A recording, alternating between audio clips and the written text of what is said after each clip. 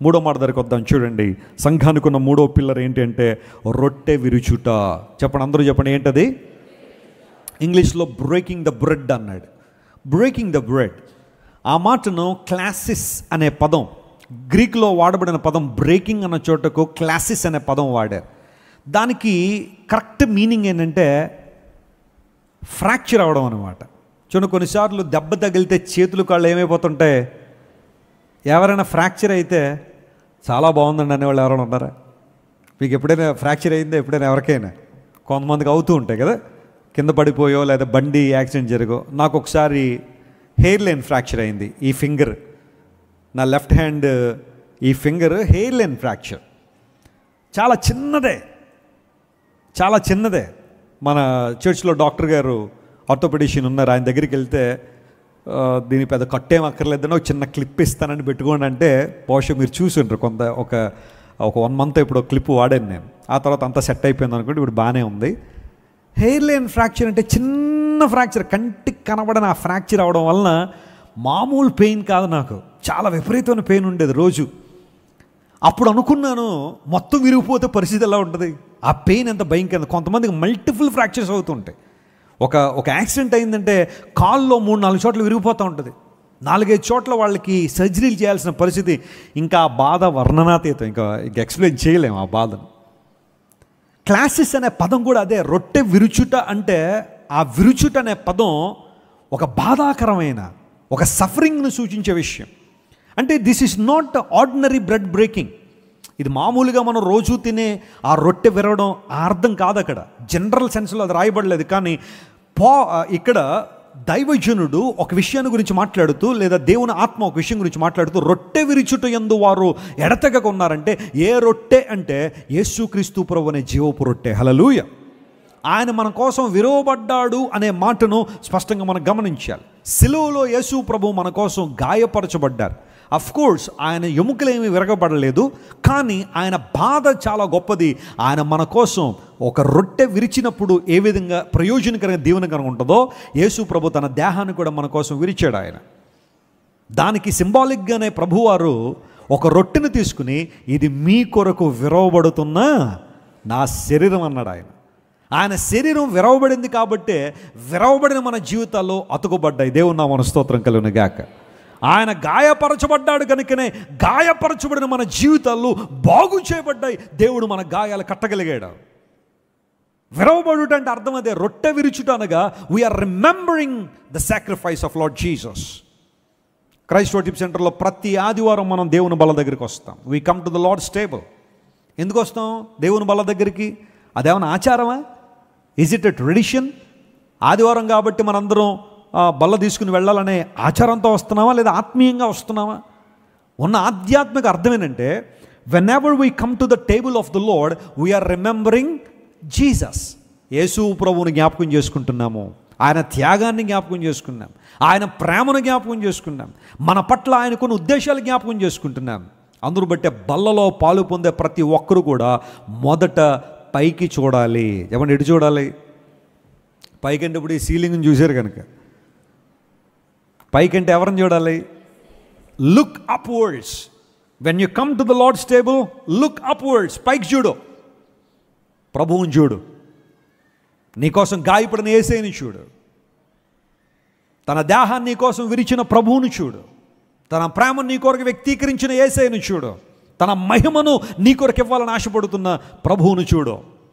Look an to Jesus when you come to the table of God. రెండవది, look inwards. నీ లోపలికి చూడాలా, నిన్ను నువ్వు చూసుకోవాలి. దేవుని బల్లను సమీపించేటప్పుడు యోగ్యముగా ప్రభు బల్లోనికి రావాలి. దేవునికి అవిధేయమైన ఆలోచనలు, తలంపులు, క్రియలు ఏమైనా ఉంటే విడిచిపెట్టి, ప్రభువా నన్ను సరిచేయండి, నీ రక్తం పెట్టి కడగండి, నీ వాక్యం ద్వారా శుద్ధీకరించడని వాక్యం అనే ఉదక స్నానం ద్వారా మనం కడుక్కుని ఎక్కడికి రావాలి? దేవుని బల్ల దగ్గరికి రావాలి. మనలో మనం చూసుకోవాలి, మన యొక్క పరిస్థితిని మనం చూడాలి. మూడవది, చుట్టూ చూడాలి. Look around. చుట్టూ చూడడం అంటే అర్థం ఏంటి? ఎవరై చీర కట్టుకొచ్చారో చూడాలా, లేకపోతే ఎవరు ఏ డ్రెస్ వేసుకొచ్చారు బ్రదరు, ఎక్కడండి, ఎక్కడ కొన్నారండి అని, అదే ఆ ఎంక్వైరీయా? చుట్టూ చూడడం అంటే అర్థం ఏంటి? ఇంకా ఎవరైతే రక్షణ పొందలేదో, ఇంకెవరైతే ప్రభు దగ్గరికి రాలేదో, ఇంకెవరైతే సువార్తను విశ్వసించలేదో, ఇంకెవరైతే క్రీస్తు ప్రభు అనే సంఘంలోనికి రాలేదో వారి నిమిత్తం బాధ్యత కలిగిన వారంగా ఆత్మల సంపాదన బాధ్యత మనలో ఉండాలి. ఆ 3 విషయాలు బల దగ్గరికి వచ్చినప్పుడు మనం నేర్చుకోవాలి. పైకి చూడడం అంటే యేసుని చూడాలి, లోపలికి చూడడం అంటే మన స్థితిని మనం చూడాలి, మూడోది మన చుట్టూ చూడడం అంటే ఇంకెవరైతే రక్షణ పొందలేదో వారి రక్షణ కొరకు ప్రోకులాడాలి, వారి రక్షణ కోసం ప్రార్థన చేయాలి, వారి రక్షణ కోసం సహకరించాలి. మన సొమ్ము, మన సామర్థ్యం, మన యొక్క తలాంతులు దేవుని కొరకు వాడగలిగితే అంతకన్నా ఆధిక్యత ఇంకేమన్నా ఉందా? రొట్టె విరుచుటయందు నీ కొరకు జీవపు రొట్టెగా ఈ లోకానికి వచ్చిన యేసు ప్రభు నీ కోసం విరవబడ్డాడు.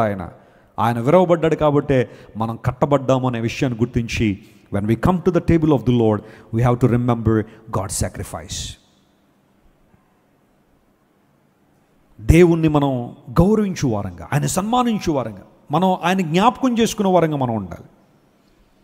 మీకు ఒక ఉదాహరణ చెప్తాను, జాగ్రత్తగా గమనించండి. మన ఇండియాకి ఒక ఫ్లాగ్ ఉంటుంది, ఉందా? ఫ్లాగ్ ఉందా? ఏముంటుంది దానిలో? ఫ్లాగ్లో ఏముంటుంది చెప్పండి? యవనస్తులో ఏమున్నాయి? 3 కలర్స్ ఉంటాయి. ఫస్ట్ది సాఫ్రాన్, రెండోది వైట్, మూడోది గ్రీన్. ఆ మధ్యలో ఏముంటుంది? అశోక చక్ర ఉంటుంది కదా. సో మనం ఎప్పుడైనా ఆ జెండా ఎగురవేయబడినప్పుడు మనం చూసినప్పుడు ఆ జెండాకి ఏం చేస్తాం చెప్పండి? సెల్యూట్ చేస్తాం. ఎందుకు చేస్తాం? కలర్ బాగున్నాయనా? అబ్బా నాకు వైట్ కలర్ అంటే చాలా ఇష్టం అండి, సాఫ్రాన్ అంటే బాగా ఇష్టం అండి, గ్రీన్ అంటే అసలు ఆ కలర్ చూస్తుంటే మంత్రముగ్ధుని అయిపోయినట్టు సెల్యూట్ కొడతాం. దేనికోసం కొడతాం చెప్పండి సెల్యూట్? దానికి it's a pride of our country కదా. ఆ జెండా రెపరెపలాడడానికి ఎంతోమంది తమ ప్రాణాలు ఏం చేశారు? త్యాగం చేశారు. That's good answer. భారతదేశంలో భారత జెండా ఎగరడానికి అనేక మంది తమ ప్రాణాలు అర్పించారు స్వాతంత్ర సమరయోధులు. 1947 ఆగస్ట్ 14th నైట్ అంటే 15th ఎర్లీ మార్నింగ్ మన దేశానికి స్వాతంత్రం వచ్చింది. స్వాతంత్రం ఊరకనే వచ్చిందా? ఆ జెండా రెపరెపలాడుతుందంటే మనం సెల్యూట్ చేస్తుంటే అర్థం ఏంటో తెలుసా? దాని వెనకాల ఉన్న స్వాతంత్ర సమరయోధులు ఎవరైతే ఉన్నారో, మేము ఈ రోజున స్వాతంత్రంగా దేశంలో బ్రతకడానికి, స్వేచ్ఛగా బ్రతకడానికి, ఎవరి చేతుల కింద లేకుండా మా బ్రతుకులే మేము బ్రతకడానికి సహకరించిన ఆ యోధులు ఉన్నారు చూసారా, వారికి సెల్యూట్ అని ఆ జెండాకు మనం సెల్యూట్ కొడతారు. ఎవరైనా ఆ జెండాను కాలు కిందేసి తొక్కుతారా? ఎందుకు తొక్కరు? అదొక క్లాతే కదా, అదొక చిన్న గుడ్డ మొక్కే కదా. 3 రంగులు వేసి దాన్ని కాలు కింద తొక్కమంటే ఎందుకు తొక్కరంటే వీ రెస్పెక్ట్ ఇట్, మనం గౌరవిస్తాం దాన్ని. We remember the idea behind that flag. ఆ జెండా వెనకాలన్న ఆ త్యాగాన్ని, ఆ సాక్రిఫైస్ని మనం జ్ఞాపకం చేసుకున్నాం. అది ప్రాముఖ్యమైన అంశం. Why we take the bread and wine when we come to the house of God. Wine అంటే మళ్ళీ వేరేగా అనుకోకండి, గ్రేప్ జ్యూస్. కొంతమంది బల్ల దగ్గరికి వచ్చినప్పుడు అదొక రొట్టే కదా, ఒక ద్రాక్షారసమే కదా అనుకుంటాం.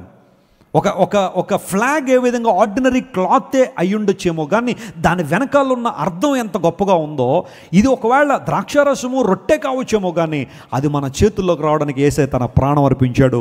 We remember that sacrifice. We remember that sacrifice of Jesus when we come to the table of God. అందును బట్టి రొట్టె విరవడం అంటే అర్థం ఏంటో తెలుసా? ప్రభువా నీ ప్రేమను ఏం చేసుకున్నావు? జ్ఞాపకం చేసుకున్నావు. నీ దయను జ్ఞాపకం చేసుకున్నావు అయ్యా. నీవే కనుక మా కోసం నలగొట్టబడకపోతే, నీ ప్రాణం అర్పించకపోతే మాకు రక్షణ లేదు, మేము విశ్వాసంలో కొనసాగేవాళ్ళం కాదు, పరలోక రాజ్యము మాకు వచ్చేది కాదు. నీ ప్రేమను బట్టి నీకు కృతజ్ఞతలని బల్ల దగ్గరకు వచ్చిన ప్రతి ఒక్కరు కృతజ్ఞతతో దేవుని సేవించాలి. వారు అపోస్తలుల బోధ యందు, సహవాసం యందు, మూడోది రొట్టె విరుచుట